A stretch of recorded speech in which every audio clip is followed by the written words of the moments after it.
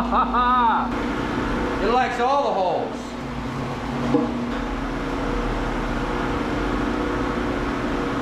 Yeah, it's definitely stripping it. So today on Project Shop, we're going to be doing some repairs on my Model 1000 wire stripper I use as a backup for my main machine here. Now before we get into that, I get a lot of questions of where I got my wire stripper and what type of machine this is. So what I'm going to do is just go a quick overview of the machines I got here, my whole setup, and the tools I like to use while stripping wire. So first of all, this machine here I bought for 250 bucks used from one of my electrician customers, and this thing was actually in pieces. It was missing these cups right here. Okay, see these things? This is actually broken. I need to make a new one. And what I did is I just took a bolt, I drilled a hole in the top of the bolt, and I cut it down to a certain size to fit in there. And we've already, it was missing two at first. I replaced that one just recently when I did a rebuild on this. Go check that video out. I'll put that in the description. I completely tore this apart and rebuilt it, and added this Hurst shifter on here. This thing here is mainly on here to release the belt and stop it immediately. But the closest thing I can find to what this is like a Blue Dog or a Blue Rock or something like that. One of the subscribers left a comment and actually emailed me a PDF of his machine, and it's very similar to the Blue Rock, I think is what it was, but the pulleys were just, there was one extra pulley on his. He actually emailed me because he needed these chains right here, and I hope he found them. Now before I had this machine here, I actually had a homemade one. It actually sat on this table for years, and it worked great. I made it out of a Harbor Freight roller, a metal roller, a metal brake, and a shear. One of those, they're like $400 something at Harbor Freight. I wound up getting two of them for 40 bucks in scrap years ago. Actually one was a name brand, real deal American made one, and it was funny because the Harbor Freight one was an exact replica of it. I actually swapped some parts around when I had it get ripped off the table. It fell on the ground and broke. But before I even had that, man, I used to use this right here, stainless fillet knife. And it's a sad day over here at Project Shop. I broke my knife. Look at that. So I had two of these I bought about 10 years ago, maybe 15 bucks a piece at Walmart, I think it was. And these things have probably literally stripped tons of wire. Now, for bigger wire, like this is really good for spaghetti wire. So I actually made a video on how I use this and why I use it, and I'll leave a link for that in the description, because that knife there is way better for stripping spaghetti wire, small gauge wire. When you get into stuff like this, it'll strip it, but even me, I prefer a razor blade on the bigger stuff. It's just easier going through that coating, or put a really sharp edge on that knife and it'll do it. I don't like to keep this knife is actually dull. I don't keep it too sharp because then on the thin stuff you start cutting into the copper, especially on that stranded stuff. The reason I like this knife here is one, it's got a quick release blade right there. The handle and the angle of that is really good fit for my hand. You can, you know, it's a big knife, and it's got this compartment down here where you can put like 5 extra blades, because you know if you're stripping a lot of this big stuff, you're going to burn through some blades. It's just going to happen, and you want quick release, blades on hand, ready to go. Strip your copper down really quick. When it comes to actually cutting the stuff up, I like these for, you see me use these a lot on doing the transformers and whatnot, and when I'm dismantling stuff, because these can get down in places that you're not going to get with them. You can cut bigger stuff. You got to cut steel with it. You're not going to mess them up. These particular ones are Milwaukee Aviation serrated blade, straight cut, spring-loaded shears. These I found are the best and last the longest.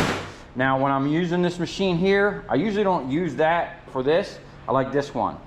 This is a spring-loaded DeWalt, and this is, hold on.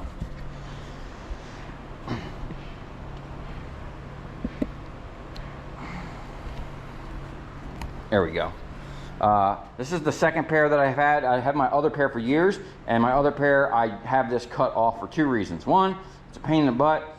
Eventually they loosen up and they're flopping around, and they lock on you all the time. And 2, when you're in the wire and whatnot, it's always like snagging and getting caught. So I cut them off, and these are great. They're lightweight, and the spring load is what you need. If you're doing a lot of this stuff, man, you need spring loaded stuff. You don't need to be doing this crap all the time. When it comes to bigger wire like this stuff, I use these right here. Klein Tools.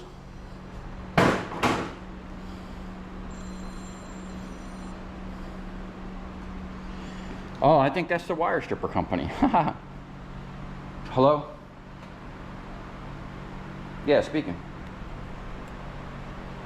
Okay, so that was actually this company calling me back. It was, I think it was the owner actually called me back. Really nice guy, really nice company. We'll get into that in a second. I just want to finish this up before I forget. So when I get into the bigger wire, I like this steel handle Klein Tools model 63035. These are really good because you can clamp them in the vise.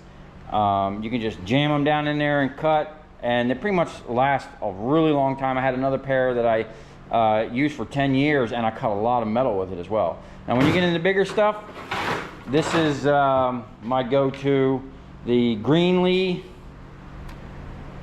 model 706 cable cutters. This is good for 500 MCM. Cuts through it like butter. They are kind of big and bulky, but you know, they get the job done. And finally, if you're going to be doing massive amounts of wire, you want to get yourself a hydraulic cutter. Now this here is a Centura rescue tool.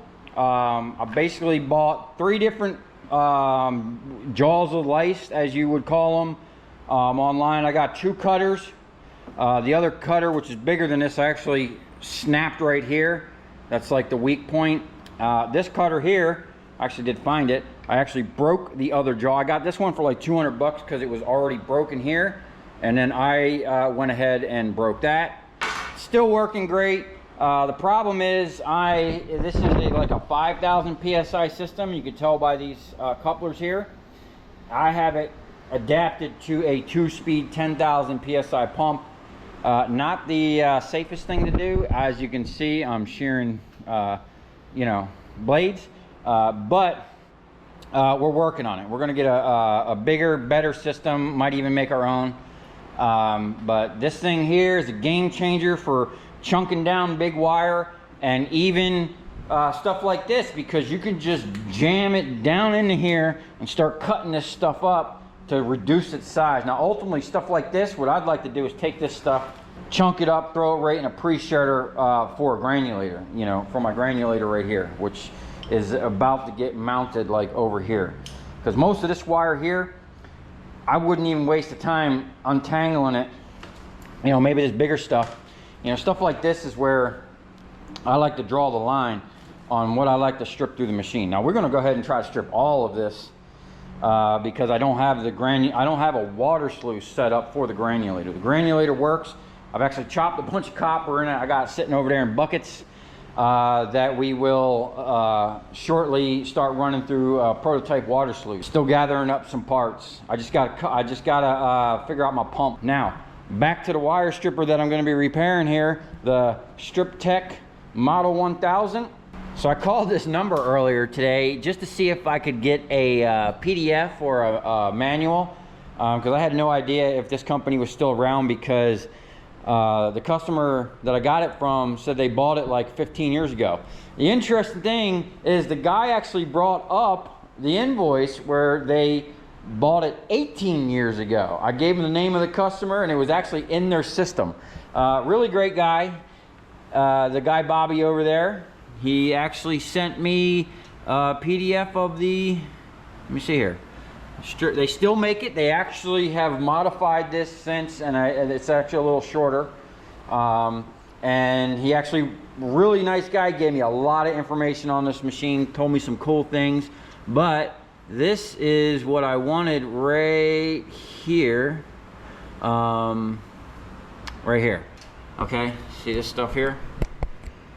This is this part here basically taken apart and all the different stuff. And they make all the parts. They still make the blades. Now, the blades are kind of expensive, but I understand why. It's 500 bucks for a set of these blades. I did ask him about sharpening them, and he said by the time you have someone sharpen these blades, you basically can just buy a new set. for 500 bucks. It'll last you for years. And he went into why. I explained to him the issues I was having, you know, about it making a lot of needles when I was running the big wire through here. And he said it was probably due to either the bearings going bad, some issues might be in here, which we're going to get into. You know, stuff might be worn out, but pretty much he said the bearings go bad, and it's 500 for the blades, 15 bucks a bearing. So for 560 bucks, you basically refresh this machine. There really ain't much else to go wrong on this thing. And then one more interesting thing, hold on one second, I'm going to take this cover off. Okay, just these 2 screws, pulls that cover off, and that is a very thick, stout cover. One thing I learned about this setup here is these gears are different sizes. So this bottom one is actually, I think it's spinning faster than the top one. Would that be right? Would that spin faster? So this one's spinning faster, which is actually acting like a knife.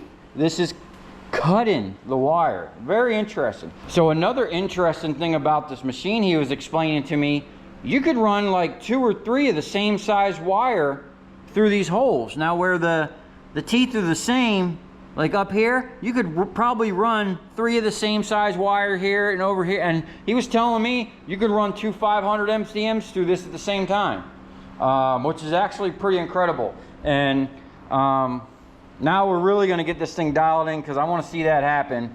And being able to run 2 500s through at the same time with this, coupled with this machine, I'm going to be able to produce so much copper in an hour. It's going to be incredible. I'm going to need 2 or 3 guys back here and a guy prepping, you know. So hopefully we'll get into that soon. But I also wanted to show, they have a website. Let's see here. So you can go to this website, and they make upgraded and bigger models. This is, I guess, their best model. Let's see. Yeah, the model 5000. Now, he did say, I told him what I paid for this, 500 bucks that I paid for this. I got a great deal, because even back then, this thing was selling for 2,500 bucks or 23 or whatever it was. But now they're selling for over $3,000, which is understandable. You know, price of everything's gone up. But they do sell bigger models. Wow, that thing weighs 800 pounds. That's a serious machine. Another interesting thing he was telling me, why this is laser cut into the frame. He says scrap yards will take all the markings off. So when customers come, they don't know where to get the machine from, you know? So they put it right in there so people can go buy their own machines, which I think is awesome. Good for them for doing that and getting their, I wonder what that number back there is, 2811? I don't know. But yeah, I like that. Letting the little guy get a chance at, you know, making some extra money. But also, they make granulators, which is pretty interesting. I told them I had a homemade one. So if you guys want any information, that's their number. So it's striptech, see it right there, .com. So another thing I like about the guy, I told him I wanted to make my own blades. And I told him I had some stainless shaft I was going to try to make it out of. And he was like, listen, if you're going to do that, do it out of high carbon steel. And this is, he actually told me the process. He was like, yeah, we have them made and then hardened. So that was really nice of him to give me some pointers. And you know, we sat on the phone for about 25 minutes talking here. And you know, I really like the company. I'm thinking I might go ahead and buy a set of things from him. Or I still might try to make my own with the cups. But he was telling me that they use these and it's not needling everything up. So either something's out of adjustment, or you know, the bearings are worn out. And he said when the bearings wear out, it'll actually start putting pressure all the way back down into here and mess up these gears. So we're gonna, while we have this out, we're gonna really kind of inspect everything and see how everything is holding up, you know. So we might just be in for, you know, 600 bucks worth of bearings and a new set of rollers, just, you know, see how it goes. But I would like to say that he got back to me real quick. I mean, within 30 minutes, the guy got back to me and was trying to email me the information. And I just noticed this: if you can't afford one of these high dollar machines and you're just a little guy, look what they have here. It looks like little handheld strippers. Very interesting design right there. I actually like that, and that's very not similar to something I want to make, but it's on the same concept, a handheld little deal like that. And they also have what looks to be a little one, maybe a hand crank bench top that you put a drill to. So, you know, even if you're just a little hobbyist in your backyard, a little scrapper, or an electrician, and you just want something small, you know, give this company a call, man. Maybe they can help you out. Anything that's American made, I like to support. No, nothing against any other country. It's just, you know, you should support your home country wherever you are, and buy local. Okay, so the first thing I'm going to do is remove these 4 7/16 screws.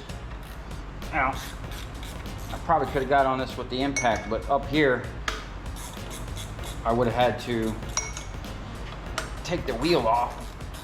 I don't know if I want to do that right now. Scare these off. I've been wanting to do this since the day I bought this machine.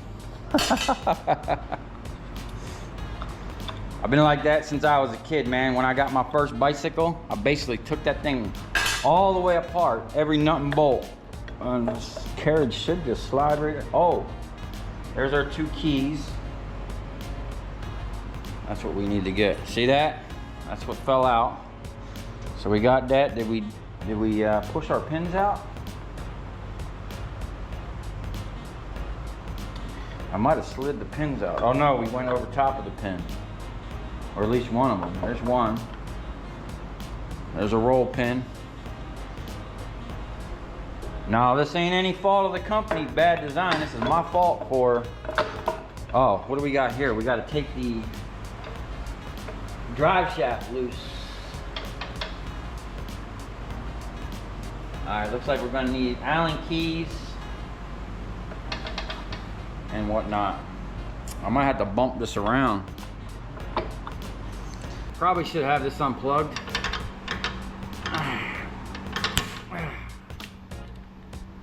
This might slide down now, maybe.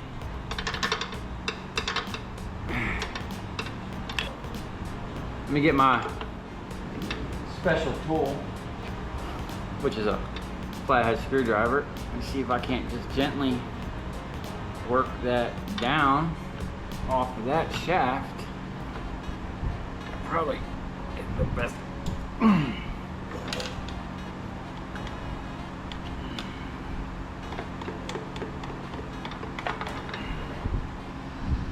Probably just needs a little tap. Okay, so I did consult the manual I was sent. It doesn't really give a procedure on how to break this down. So what I'm going to do, I'm going to take the front cover off just to get a better look at what's going on here. I don't think this is actually going to help, but who knows. Oh, maybe it is. The whole thing's loose now. I'm probably going to have to unbolt one side of this. I'm thinking. You know, actually unbolt one of these things from the bottom. Either way, we'll figure it out. I probably could call the guy back, and as nice as he was, he probably explained to me exactly how to do it. But you know, we like to do it the hard way over here.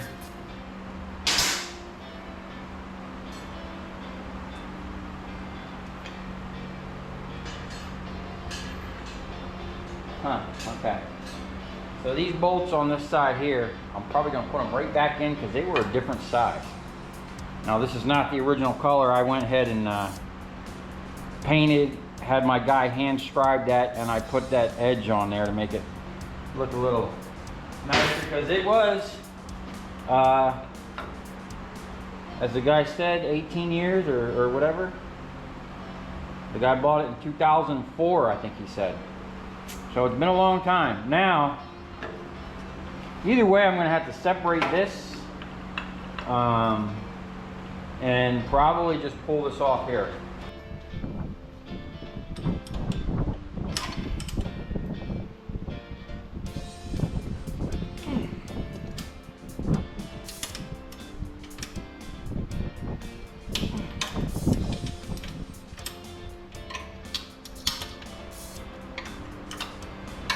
Definitely had good quality control of this place because there's little X's. I assume they're for making sure they were checked for either torque or tightness or Loctite or whatever.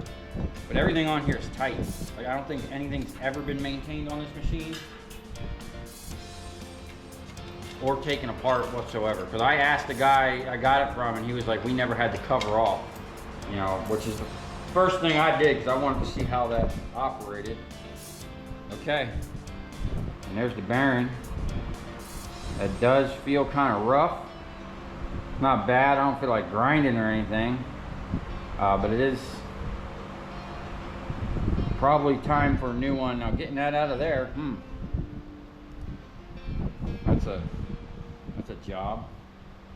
Hopefully I can figure out how to get all this back together.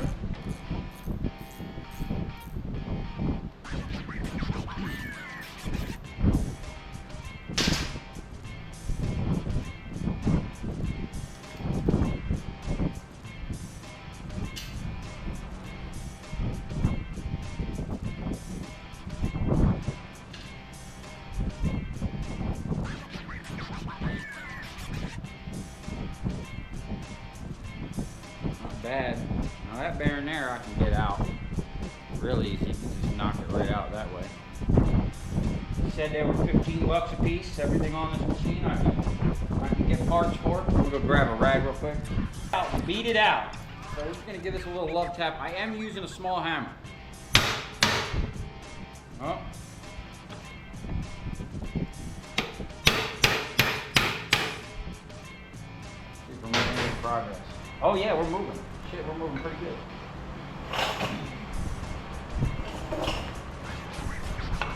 How much further we need to go.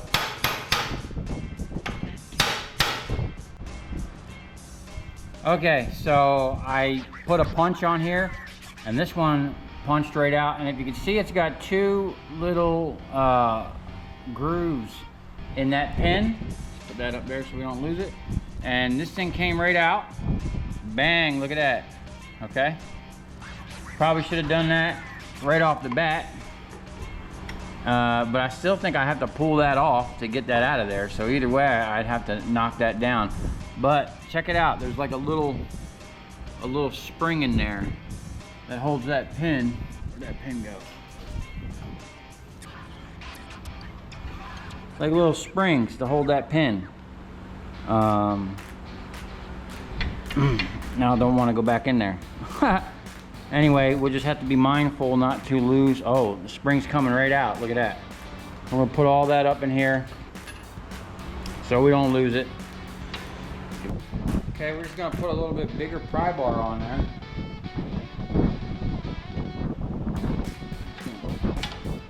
Give it a couple. Oh, it's coming right off now.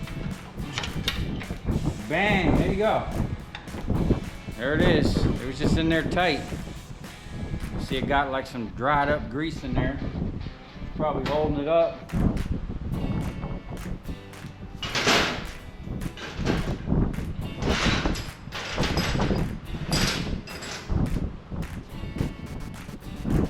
Oh, we're coming right out now. Okay, here's the assembly. And how this thing works is this is supposed to turn and move this up and down, which it was not doing. You know, this block here is threaded, so as you turn the handle, it pushes down and up, and same thing over here. It's got this thread over here. So we're gonna take this off. Okay, now what I'm doing is removing the block here from the roller, and this roller is about to come right off. I need to tap out this keyway real quick. There we go. That should slide right out of there.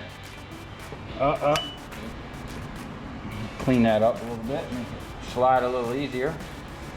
It's got a little burr. Oh, it came right out. Now, yeah, these bearings could use some replacing. There it is. So it looks like one piece.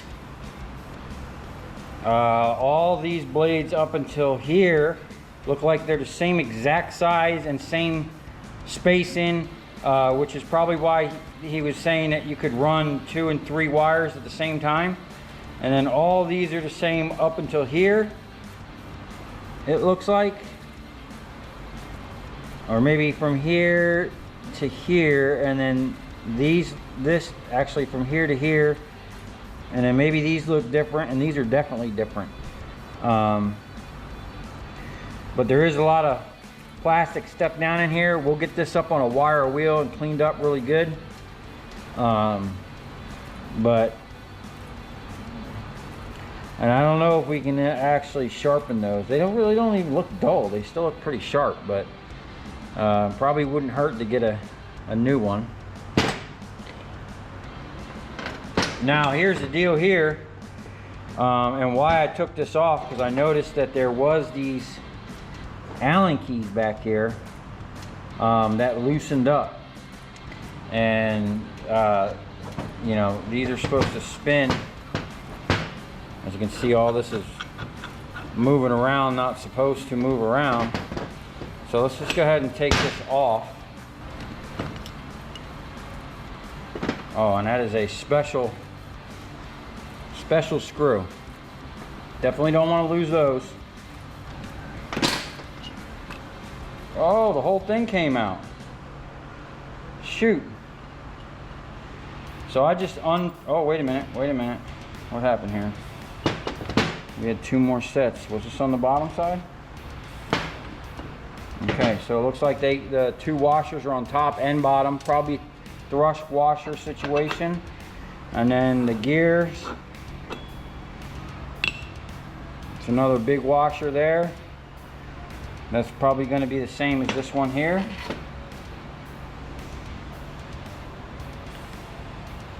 Okay, we'll leave that like that. Now that there is just threaded in there, as you can see. And the all thread has a shaft with a hole and another hole for, you know, this to screw into. And look, there's actually even a hole in that thread. So we need to find that. We need to find the pin, the roll pin. I can't believe I lost one. Well, maybe I didn't lose it. It looks like the roll pin is still in there. But somehow it came off. And maybe it only came off because this side came off and let me back this out more than I should have. And I wonder where you're supposed to set this when you put it back together. So, because otherwise you're going to have this thing kind of tweaked. So this got to go back, and so this thing rolls up and down even. So what I'm going to do is try to get that screw out. I'm going to clean up all this old grease and give it a fresh coat where it needs to be, and start trying to put this thing back together. Definitely looks like there's going to be some you know, fine adjustments on this thing. So I don't know, maybe the issue was that Allen key not holding down the keyway there, because that's supposed to be up in there. If that had pressure on it, that shouldn't have backed out like that. I'm not sure exactly why it backed out. Probably because I mounted it sideways. I mean, they did run this thing for, you know, 15 plus years with no issues until I got my hands on it. But we'll work it out. We'll figure out what's going on here and get this thing cleaned up and put back together. Okay, I finally get to use my parts cleaner in the new shop now. I just filled this thing up with some, I use degreaser. I don't like using like solvents and whatnot. But I went to fire this thing up, and this thing been sitting in storage for almost 3 years. This thing didn't work. It was just sitting there humming. So I actually took it all the way apart. The crazy thing is, one of these little metal things from a wire brush somehow got down in there, got past the first screen, got into the box, got up through a secondary screen, and then actually jammed the motor. So I had to take the whole thing apart, but now we are back in action. Now I'm not gonna wash all the parts, and I'm actually gonna keep the degreaser away from the bearings. There's the other 2 bearing blocks. I'm actually just gonna clean them with a rag with carbon choke cleaner on them to get the old grease off. I don't want to be getting degreaser down in the bearings. This one here, I'm just going to try to clean up the bottom as much as I can without getting nothing up in there.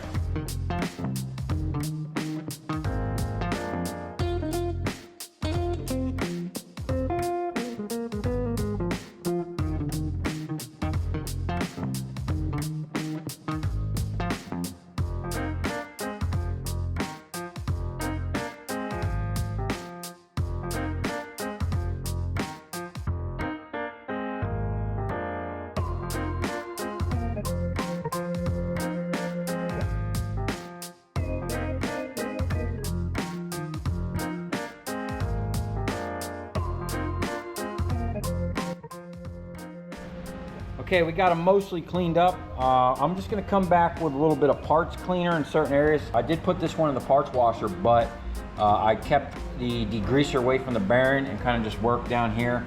I did not put these in the parts washer. This one here, I'll just clean up that grease on the inside a little bit. And then these here, I'm gonna spot clean with some brake cleaner, because we wanna keep away from, you know, we don't wanna degrease the bearing. I mean, it is a sealed bearing, but anyway. Now this here, I was gonna pull this thread out, but what happened is this the one? You can see the thread is slightly messed up right there. So as I was backing it out, it wanted to stop. And I don't wanna, I don't know where my tap and die set is to clean that thread up. And I don't wanna run it through that aluminum and mess up that. So I'll spot clean this a little better, hit that with a wire brush, and that's ready to go. This here I'm going to hit with a wire brush, clean up, and then I'll come over here with the parts cleaner, clean this out right here, and hit this with the wire brush, get that cleaned up. Check this out. And there you go.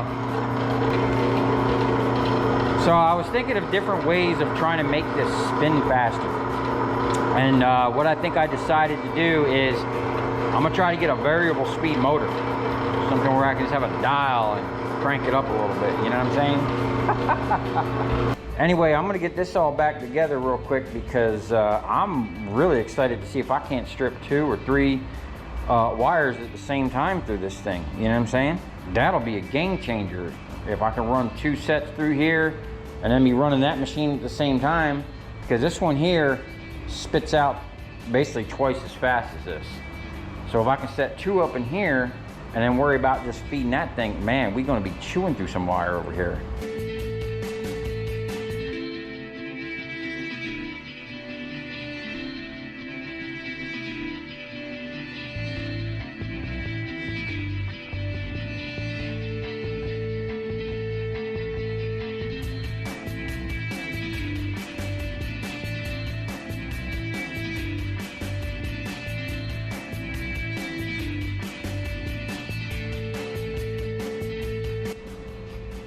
Okay, that cleaned up real nice.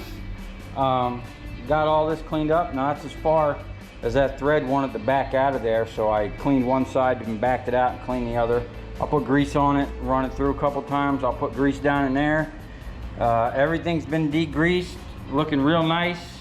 I just kind of wiped this down with a rag. These are the, this is what holds the thing, and they're gonna be sliding up in there. I was in there with a screwdriver kind of scraping around, but I wrapped it in a rag and I made sure that I didn't gouge into that aluminum at all, so that these things could, you know, operate freely. And, you know, the stuff looks really nice. I love the look of this machined aluminum.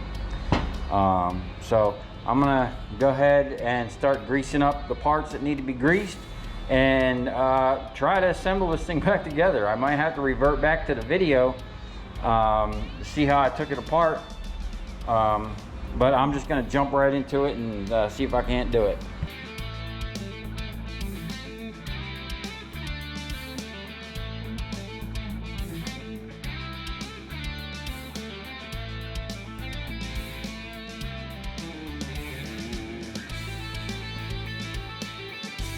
Now, I did run into an issue where these bolts are specific to this threaded rod here. And if you mess any of this stuff up, that's gonna be a big deal trying to get new pieces made, because these are machined, milled, and drilled. Okay, we're back at it. It's actually the next day, and I got some help over there.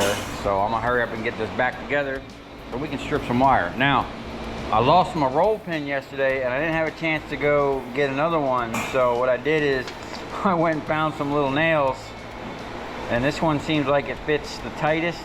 So I'm just gonna try to get this in there and then cut the end off, and that'll be my roll pin.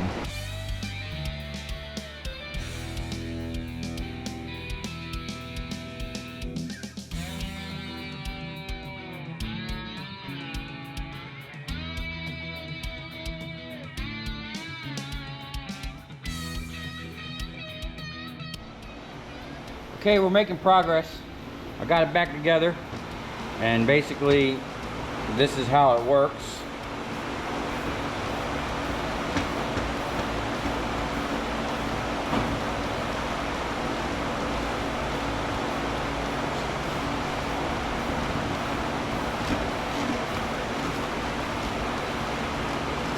Now, the issue I had was, while the machine was running, I guess these decided to slide over this way and allow these keyways to actually come out.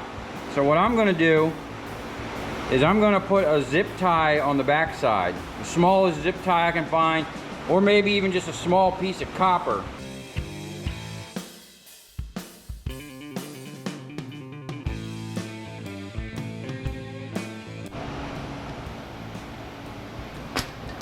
Okay, I think that worked out pretty good. We got this thing all running smooth, as you can see. We got a little bit of clearance here where this was rubbing. And I gotta unscrew this because I'm pretty sure I put that on backwards. Okay, I got it all back together. I actually had to take it back apart, knock out the pins and everything, because I installed this basically upside down. This hinge was on this side rubbing the chain. So I got it all back together. I got zip ties over here to keep that from sliding. Now I probably could just crank down on these screws right here, but then that's going to kind of damage the threads, and I don't want to do that. I think these zip ties will be fine. If they're too thick and it won't let this open all the way up for them big wires, what I can do is just take a piece of thin copper wire and put it on there, like I did right here. I don't know if that's coming through. I went to knock the master link out and it just sent it across the room. I heard it bounce off a couple things. I couldn't find it. So just like my wire stripper, which has been running for almost a year now with a piece of copper as a master link, I think this thing will be fine, and it's working pretty good. So what I had to do to get this even was, basically I had to get everything in there, put the keyways in so these are locked in, and then adjust each one to where there was an equal distance so these things are completely parallel, and then put the chain on. Because if you don't do that, this thing's going to be sitting in there and it's going to push the blade like this into the other one. It's not going to come in perfectly straight. So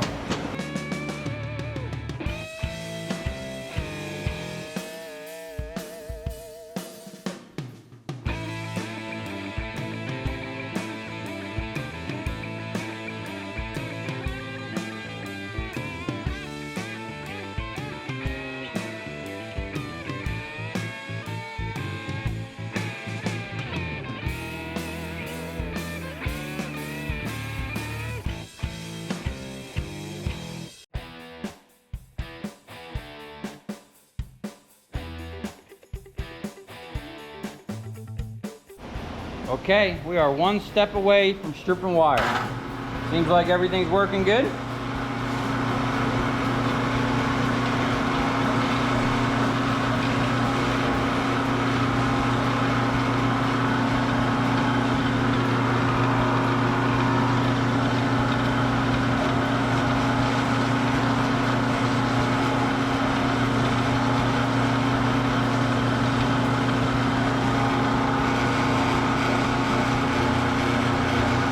Right, everything lined back up, everything's running smooth. We don't hear no grinding, no binding going on.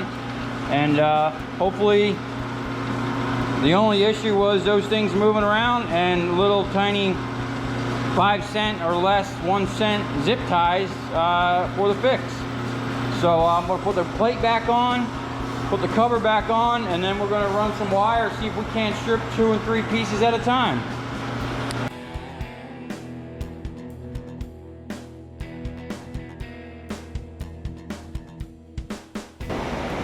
Okay, the Strip Tech Model 1000 is all put back together and ready to rock and roll.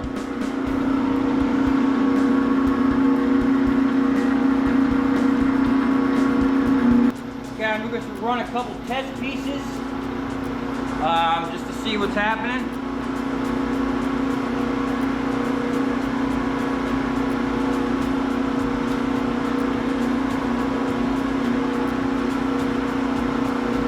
Very quiet machine. All right, we're getting somewhere.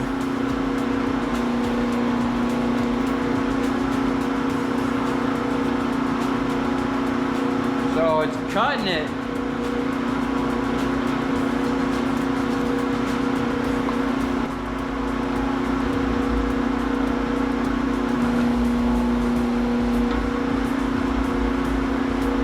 Man, look at that.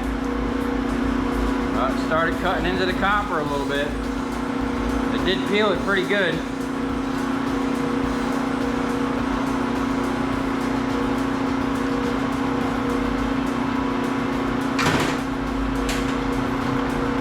Go ahead and run 2 pieces at once.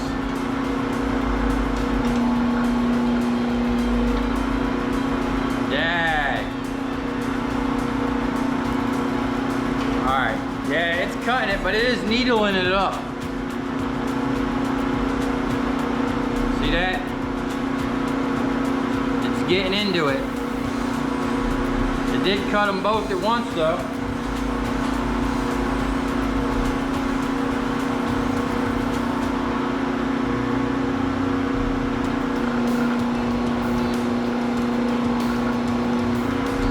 Yeah, if you're gonna cut it in one shot, it's just needling it up. I don't know, maybe I do need new blades. I'm gonna try 3 at once now.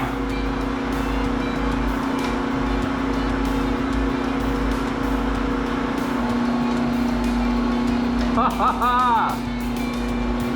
They're definitely stripping it.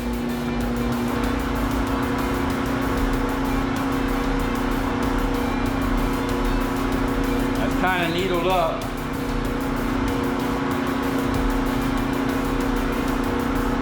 That one was better.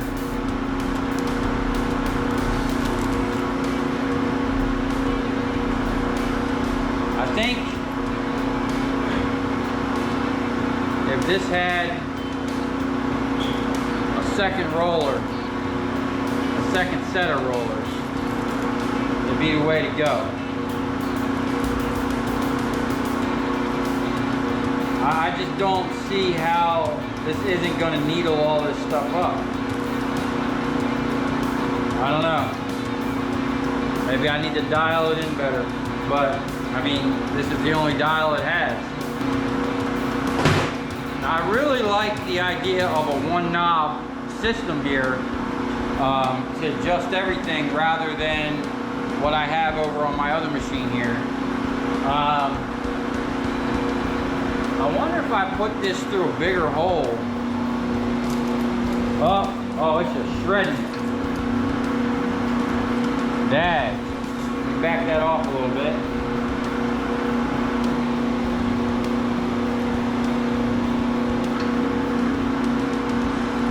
See, now that's actually pretty nice. It didn't peel at all.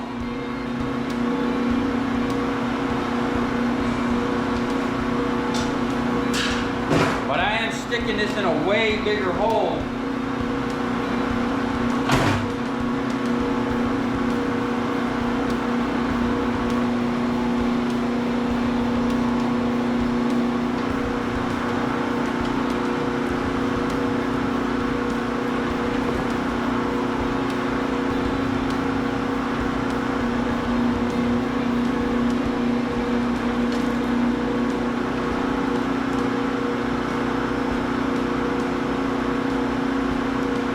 That one there, that was like perfect.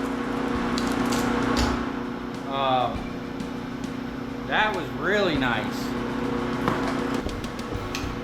I'll show you what I'm doing here. So I'm actually sticking it in one of these bigger holes. See the size?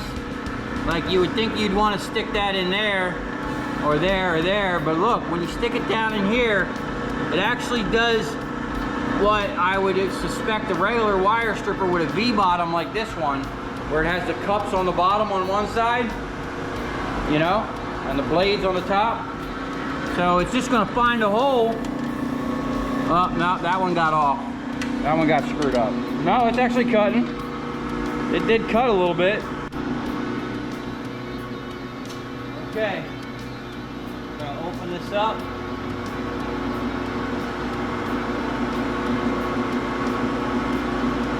Shit, we could probably strip 3 of these at once.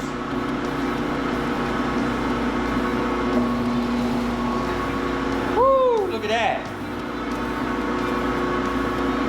It didn't needle it, but it did kind of cut into it a little bit.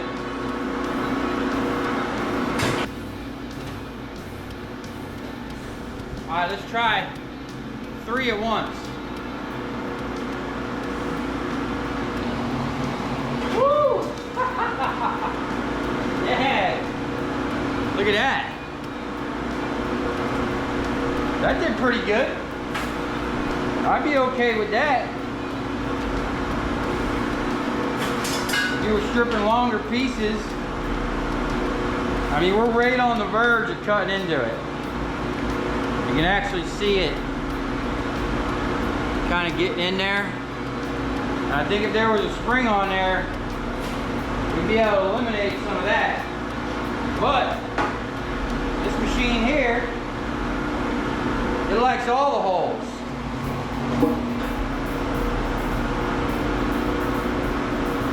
Yeah, it's definitely stripping it. Now this here is the issue that I have with that blade setup. Because it's just a bunch of blades and not like a cup in one blade. It seems like it walks back and forth between a couple of them. Still stripped it, came right off effortlessly. Let's strip some solid core wire through there, see how that does.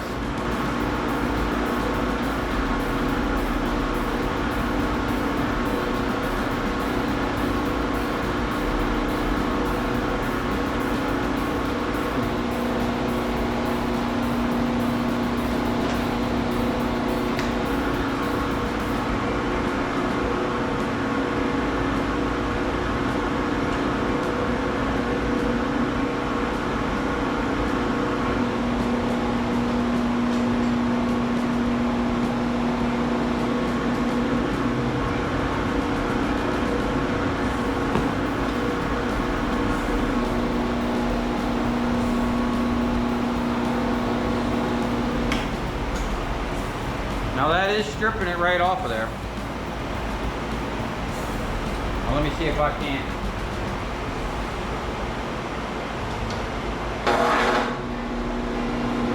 Yeah, look at that. It's coming right off. I can see if you set yourself up a spool. Y'all know I want to make an automatic donut maker. Oh, we're getting tangled. Watch your fingers. Nice. So, it cut it there. But, I mean, that is stripping it right off. So for a single roller setup, I'm pretty impressed. You know what I'm saying? It's doing its job. Versatile. You can strip. You see me strip 3 wires at once. He was telling me that we could strip Romex. Let's try some of that real quick.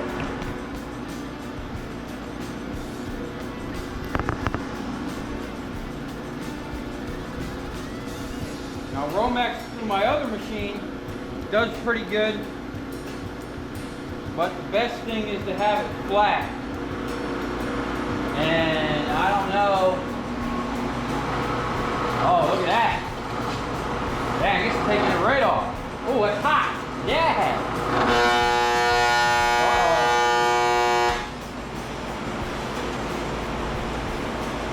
Okay.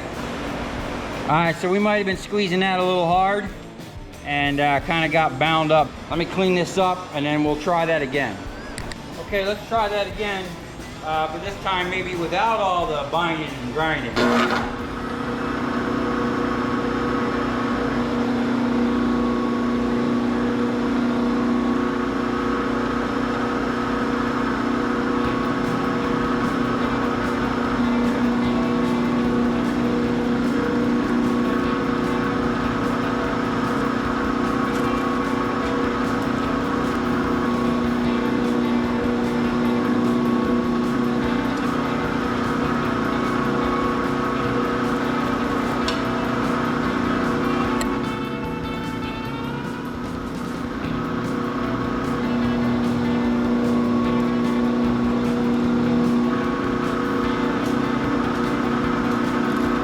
Stripping it, no doubt about it. Let's find some more Romex.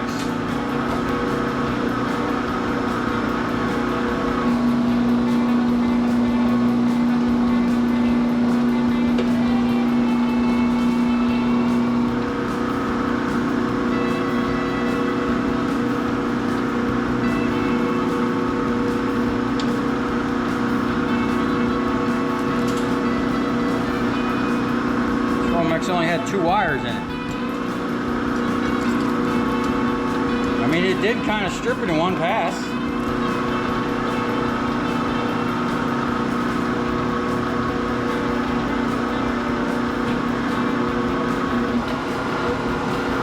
Wow, look at that. Oh! It didn't like that. What happened?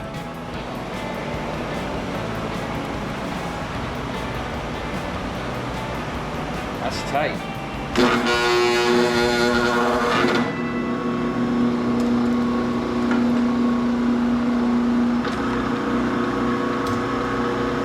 Alright, so maybe you gotta work into it. I don't know why it started shutting down. Maybe we need more horsepower. That actually did a really good job at stripping that. All 3 of them at once. One pass. If we could keep that up, I'd be happy with that.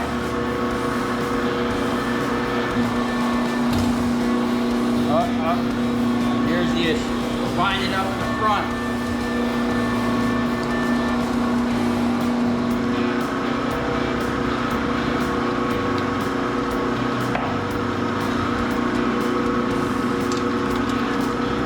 So it's stripping it. One pass. That's pretty incredible.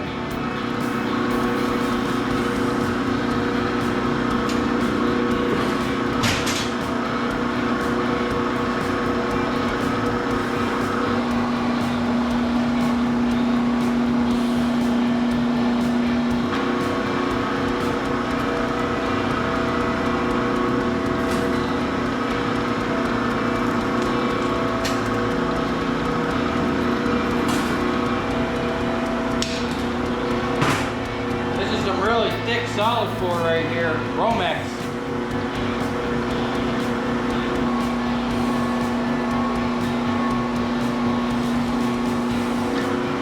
Look at that. All 3 of them in one shot. I like that. That's pretty impressive.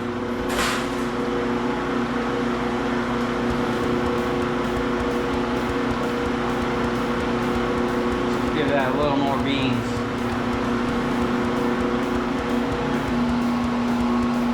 Oh yeah. Look at that. That's coming right off. Oh, you got caught. There it is. It did cut it, but that might have been a kink went through. You feed it through straight. Man, it's peeling that right off. Did it cut that one? Yeah, even just like my other wire stripper, when you send that Romex through, it's better to get it going through straight and flat. Oh yeah, it did cut it. That must be that other side that's spinning faster. Okay, there you have it. Thing is up and running and stripping wire. So now we are back to having dual machines and being able to strip wire at an incredible speed. So now we're going to get back to being super efficient and blow through a bunch of copper. So stay tuned for this video, and thanks for watching.